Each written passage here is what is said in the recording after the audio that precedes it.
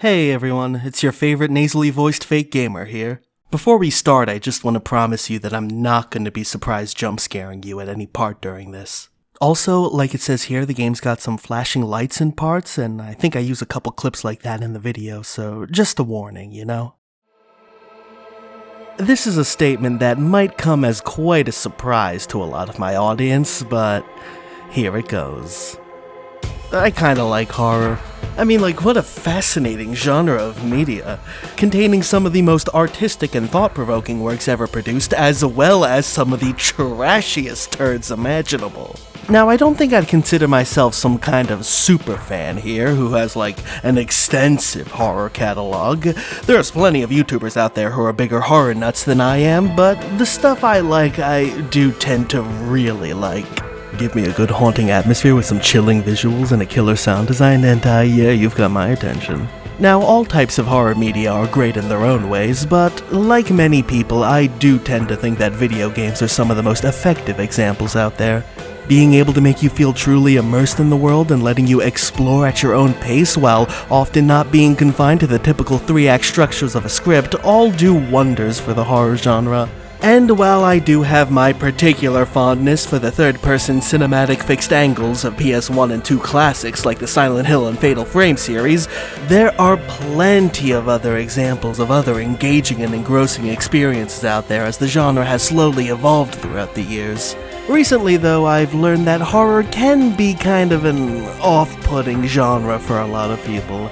Some don't even want to look in the same direction as anything horror-related, which I do kind of have this annoying tendency to think people who say I can't handle horror can probably handle it a bit better than they think they can, especially the ones who say shit like, yeah, I do like spooky elements in non-horror games, but actual horror games aren't really my thing. Like, come on, you're so close. But a part of that I can definitely understand. I mean, there is one big ugly word that sort of looms over the entire genre. Jump scares, aka the part where something pops out and goes boo. Non-horror fans hate it because, well, the thought frightens them, and horror elitists hate them because they're seen as cheap and lazy, which, yeah, they often are. I used to be squarely in that second category. I mean, I am a pretentious pseudo-intellectual Silent Hill fan, so of course I'd look at shit in Dead Space 2 and be like, oh, how scary. But over the years, I think I have softened up to jump scares just a little. I mean, some of my favorite games of all time do contain a few of them. People like to boast about how Silent Hill 2 and 3 are games that have no jump scares at all, but, like, they kinda do. Sure, they're very scarce, they're not all that loud or in your face, and they're certainly not the main draw of the game or what you're gonna be remembering from them, but they are there. The fucking part where you're wandering around and then Pyramid Head creeps up behind you, catching you off guard, like, what do you consider that, huh? Just because he's not going into the camera doesn't mean it's not kind of a jump scare moment.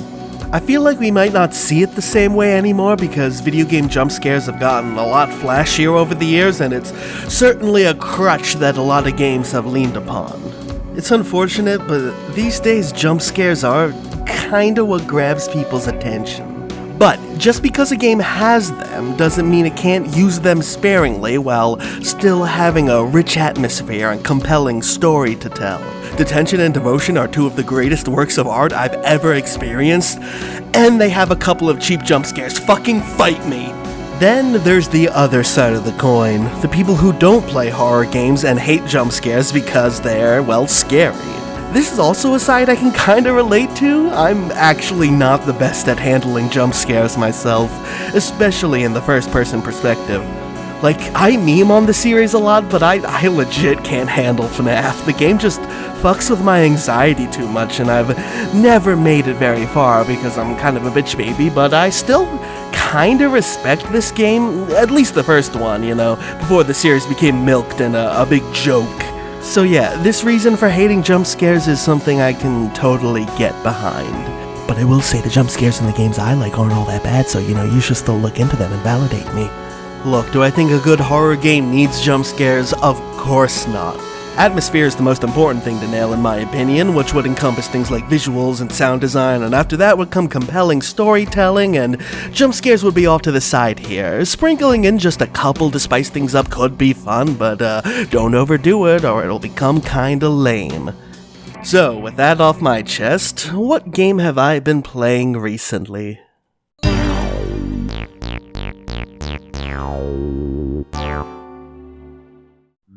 Despite my slightly more accepting opinion on jump scares now, when I first came across this little game here, I completely wrote it off because of the name. I mean, I am still a pretentious pseudo-intellectual Silent Hill fan here, so when I glanced at a couple of seconds of the gameplay and saw that name, I condemned it as being obvious bait for the Markiplier Let's Play crowd, and then moved on. But after several years and updates, including an entire remastered look, a friend of mine showed me a little more about this game, and now with my fresh, new, and slightly less judgmental perspective, I thought it looked interesting enough for me to want to check out. So was I wrong about Spooky's Jump Scare Mansion? Is it actually an atmospheric masterpiece that was hiding right under my nose? Not really, but, I mean, kinda. Maybe a little. I really liked it though, okay? I really liked Spooky's fucking Jump Scare Mansion. The premise here is simple. Spooky is a little ghost who has constructed a big old mansion full of all sorts of frights and fiends. Many previous explorers have disappeared in this mansion, and you being supposedly an avid history enthusiast, well, now it's your turn to explore all 1,000 rooms of Spooky's funhouse and try not to get grabbed by the ghoulies along the way. The gameplay is also very simple. You can walk, sprint while draining stamina, you've got your basic interact button, mostly used for opening doors, and later you do get an axe, but you only really use it for a handful of times. A lot of the rooms are randomly generated here, but there are several exceptions. New monsters are introduced at set intervals with corresponding rooms and build-up that are actually pretty cool, and after their introduction, each one will have a chance of being randomly selected to hunt you down for a bit. These previous statements might have sounded a little negative, but I am not trying to imply that the game's bad or anything. See, this is where context is kind of important.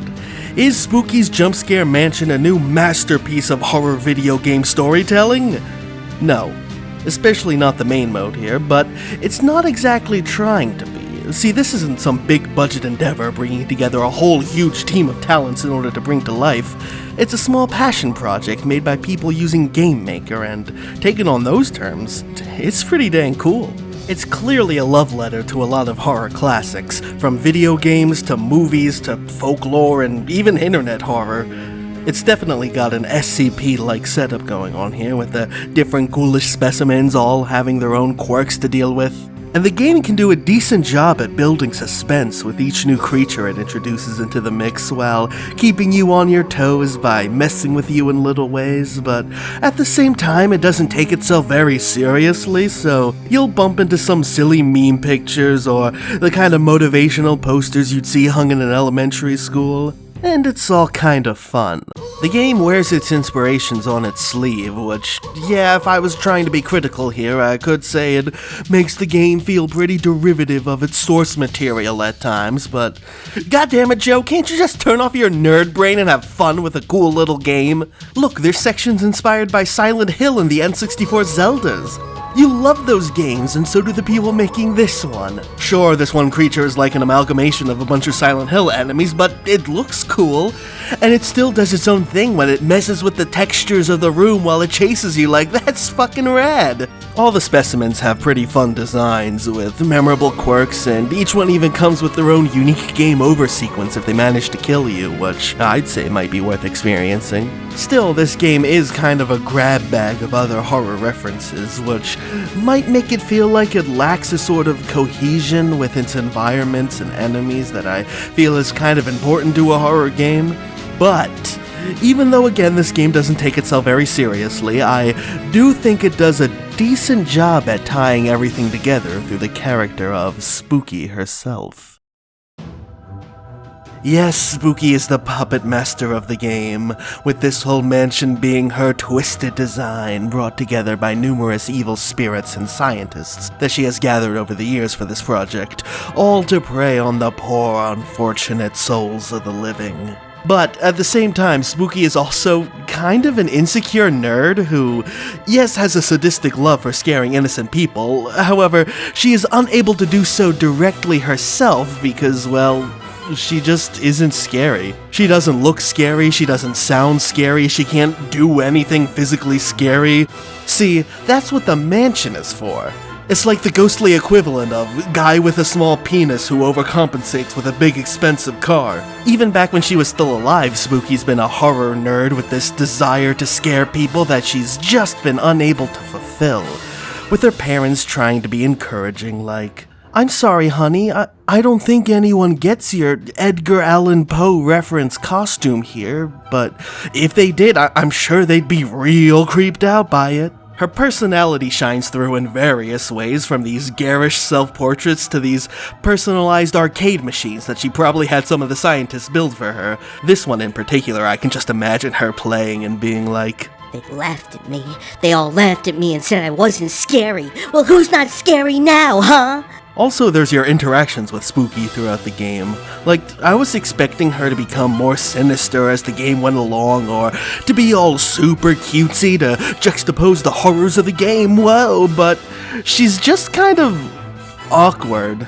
Well, here you are, alive and still here. You just keep on going, don't you? Like, you can tell she wants to put on a show here, in the whole "I'm the master of the manor" sort of way, but she just kinda lacks the, I don't know, confidence to pull it off. Like, we caught her on an off day and she's second-guessing every other word that comes out of her mouth. Hello, I am Spooky.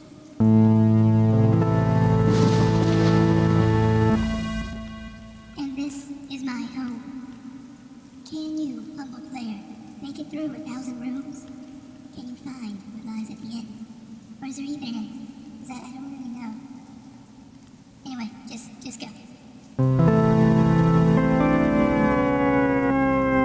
I feel for you, Spooky. I've done some pretty shitty presentations before, too. But going back a bit, I think the reason this feels like a slapped-together mismatch of various horror elements thrown at the wall is because that's exactly what it is, and it ties directly into the game's antagonist. And as an insecure horror nerd myself, if my ghost was to design a whole house of horrors, yeah, I might do the exact same thing. There would definitely be a Twin Victims knockoff, that's all I'm saying. But Joe, what about the jump scares? You were banging on about them for like 5 minutes in the beginning of this video, so how does this game handle them? Well, despite the name, it's actually not all that jump scary. There are a couple of more traditional and optional ones you might come across, but as far as the hostile creatures go, they don't really do the whole FNAF style in-your-face jump scares that you might expect from this game. However, there is one consistent jump scare element that persists throughout the whole game, and it might be one of my favorite implementations I've ever seen.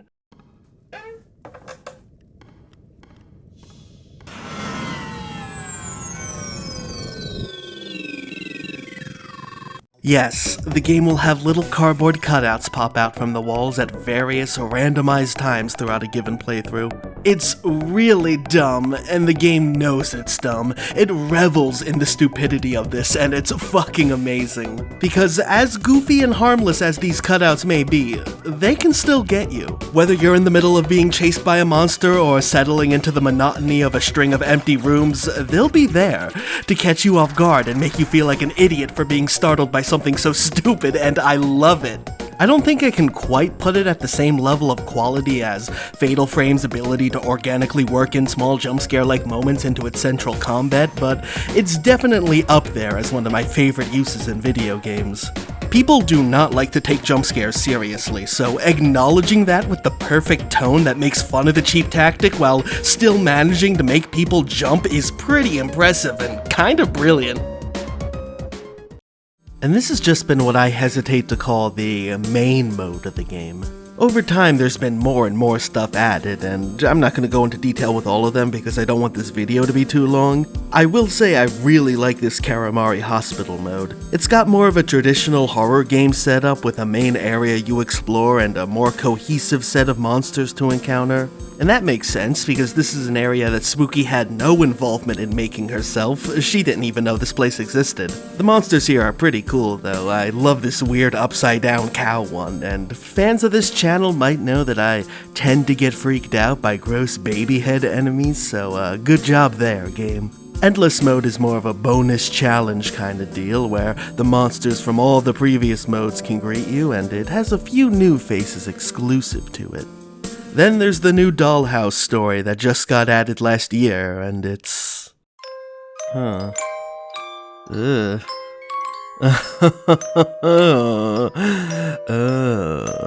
This one's freaky. Maybe I'll just have Rachel play this mode while I watch. I don't want to reveal too much, but I will say that the Hospital and Dollhouse games have more of a serious story focus, explaining the whole background of the game's events, which, you know, maybe I should have been talking about these modes instead, but I just had so much to say about the first one that I started writing the script before I even glanced at these two. Whoops. So yeah, I ended up liking this game a lot more than I thought I would back when I first wrote it off all those years ago. If you haven't played it yet, it's definitely a game I think is worth giving a shot if you have the right expectations for it. Even if you're not typically a horror game kind of person, but still enjoy the weirder, creepier side of games like Undertale and Earthbound, I think this game could be right up your alley. And yeah, I think this was the point of the video.